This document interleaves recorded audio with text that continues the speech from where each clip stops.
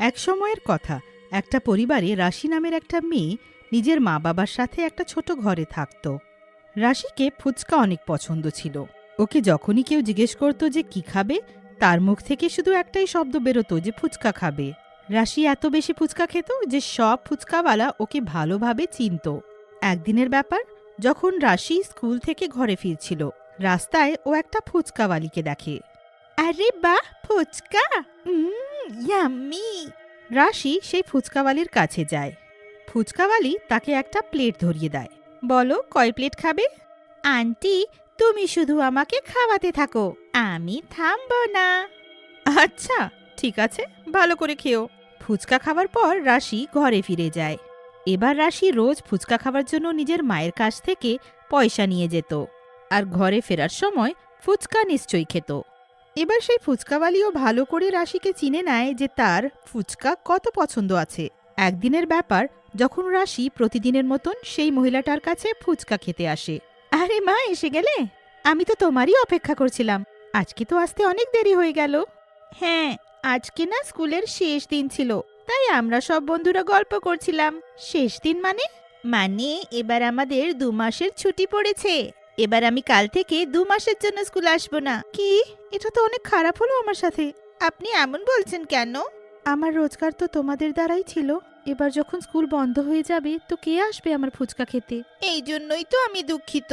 আমি যবে থেকে আপনার হাতের ফুচকা খেয়েছি, আমার আর কারোর ফুচকা পছন্দ হয় না। আমরা দিদার ঘরে গ্রামে যাচ্ছি, তাই 2 মাস ধরে আপনার ফুচকা আমি খেতে পারবো না। কোনো ব্যাপার নয়, এবার তুমি তোমার দিদার ঘরে গিয়ে মজা করো। আমি 2 মাস পরে এখানেই দেখা করব।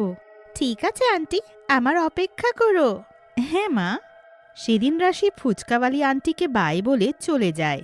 তারপর ও নিজের দিদার গ্রামে পুরো 2 মাসের ছুটি কাটিয়ে ফিরে আসে।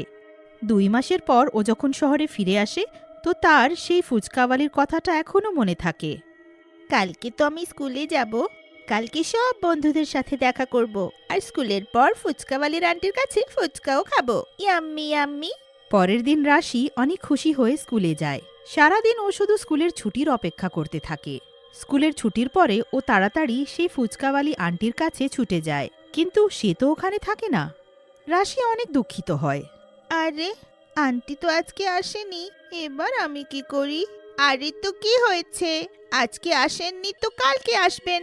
আজকে তো স্কুলের প্রথম দিন, উনি হয়তো ভেবেছেন বাচ্চারা কম হবে, তাই হয়তো উনি আসেননি। হ্যাঁ, ওটাই হয়েছে হয়তো। যাই হোক, কোনো ব্যাপার নয়। আজকে নয়তো কি হলো, কালকে আমরা অনেকগুলো ফুচকা খাবো। রাশি আর তার বান্ধবী বাড়ি ফিরে যায়। আর পরের দিন ওরা যখন স্কুলে আসে, তখনও সেই ফুচকাওয়ালি ওখানে থাকে না। এইভাবে কয়েকদিন পেরিয়ে যায়। রাশি অনেক দুঃখিত হয়। ও বুঝতেই পারছিল না যে সেই ফুচকাওয়ালি আন্টিটা কোথায় গেল। কিছুদিনে তারা সেই মহিলাকে ভুলে যায়। কিন্তু তখনই হঠাৎ কিছু হয়। একদিন যখন স্কুল থেকে রাশি একা ফিরতে থাকে, তখনই ও একটা ছোট ফুচকার দোকান দেখতে পায়।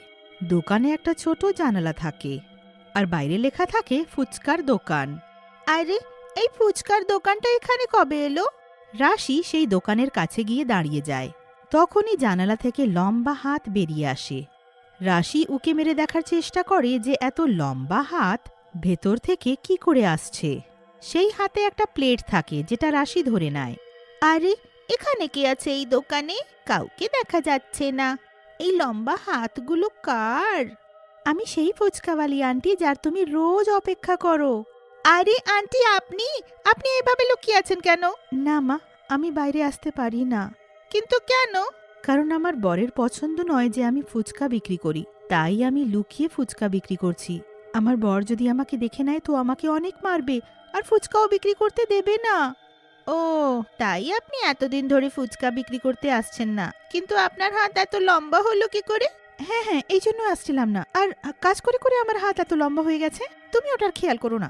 ডাইনি দোকানে লুকিয়ে নিজের হাত লম্বা করে রাশিকে অনেকগুলো ফুচকা খাওয়ায়। তারপর ওখানে আরও কয়েকজন চলে আসে। তাদের এইসব অনেক আজব মনে হয় যে একটা লম্বা হাত ফুচকা খাওয়াচ্ছে, কিন্তু ওখানে কেউ নেই। তারপর রাশি সবাইকে বোঝায় যে আন্টির বাধ্যতার কারণে ও এইভাবে ফুচকা বিক্রি করছে। কারোরই সন্দেহ হয় না যে ওটা একটা ডাইনির লম্বা হাত। কিছুদিনেই ডাইনি অনেক প্রসিদ্ধ হয়ে যায়। তার দোকানে ভিড় বেড়ে যায়। আরে বাহ, দেখো আমার দোকানে কত ভিড় বেড়ে গেছে। যখন জীবিত ছিলাম তো প্রত্যেক গ্রাহকের জন্য অপেক্ষা করতাম, এবার যখন মরে ডাইনি হয়ে গেলাম তো গ্রাহকদের লাইন লেগে গেল। ও দাদা, এই লম্বা হাতের ফুচকা এখানেই পাওয়া যায় নাকি? আরে দাদা, লম্বা হাতের ফুচকা তো নয়, কিন্তু একটা মহিলা লম্বা হাত নিয়ে ফুচকা বিক্রি করে। হ্যাঁ, আমি তাই বললাম। আসলে আমার বাচ্চারা কালকের থেকে মাথাটা খারাপ করে দিয়েছে যে বাবা ওইখান থেকেই ফুচকাটা কিন্তু এনো। হ্যাঁ দাদা, এখানকার ফুচকা কিন্তু হেভি খেতে। গ্রাহক ডাইনির কাছ থেকে অনেকগুলো ফুচকা প্যাক করিয়ে নেয়। সেদিন ডাইনির সব ফুচকা বিক্রি হয়ে যায়। সব ফুচকা বিক্রি করার পর ডাইনি দোকান থেকে বেরিয়ে আসে। তার লম্বা হাত মাটিতে ঝুলতে থাকে। ও ওখানকার নিস্তব্ধ রাস্তা দিয়ে হেঁটে এগিয়ে যেতে থাকে। ঠিক সেই সময় রাশি নিজের মা বাবার সাথে গাড়িতে ওখান থেকে যেতে থাকে। দেখো বাবা, উনি আছেন সেই ফুচকাওয়ালি আন্টি। আরে ছাড়ো, ওদিকে তাকাও তো, ওটা কে আছে ওখানে? আমার তো কোনো ডাইনি মনে হয়। আরে তোমরাও না, কি যে আজে বাজে বকো। একবার দেখো তো, ওদিকে লাইটটা করো তো একটু। রাশির বাবা গাড়ির লাইট অন্যদিকে ঘুরিয়ে দেখে। একটা ডাইনি সত্যিই নিজের লম্বা হাতগুলো মাটিতে ঝুলিয়ে হাঁটতে থাকে। সে দেখতে অনেক ভয়ঙ্কর থাকে। হে ভগবান, এ তো সত্যিকারের একটা ডাইনি। দেখেছ, আমি বলেছিলাম ওটা ডাইনি। এবার তাড়াতাড়ি চলো এখান থেকে, নইলে এই ডাইনি আমাদেরকে মেরে ফেলবে। রাশির মা বাবা অনেক ভয় পেয়ে থাকে, কিন্তু রাশি অনেক মনোযোগ দিয়ে ডাইনিকে দেখতে থাকে। রাশি জানালা বন্ধ করে দেয়, কিন্তু তার ধ্যান এখনও ডাইনির দিকেই থাকে। ওরা বাড়ি পৌঁছে নিশ্চিন্ত হয়। রাতে যখন সবাই ঘুমিয়ে যায়, তখনও রাশি সেই ডাইনির সম্বন্ধেই ভাবতে থাকে। সেই ডাইনির হাতগুলো তো সেই ফুচকাওয়ালির আন্টির হাতের মতনই ছিল। এইটা ভেবে রাশি ঘুমিয়ে পড়ে। পরের সকাল প্রতিদিনের মতন ও স্কুলে যায়, কিন্তু সারাদিন শুধু ছুটির অপেক্ষা করতে থাকে। ছুটির পর রাশি তাড়াতাড়ি সেই ফুচকাওয়ালি আন্টির কাছে চলে যায়। ওখানে সেই লম্বা হাতগুলো লোকেদেরকে ফুচকা খাওয়াতে থাকে। এগুলো একদম সেই রকম হাত, কিন্তু এটা হতে পারে না। আমি যা ভাবছি সেটা মিথ্যে প্রমাণ করেই ছাড়ব। রাশি পেছনের রাস্তা দিয়ে চুপি চুপি দোকানের ভেতরে চলে যায়। তারপর ও যা দেখে, ওটা দেখে সে অবাক হয়ে যায়।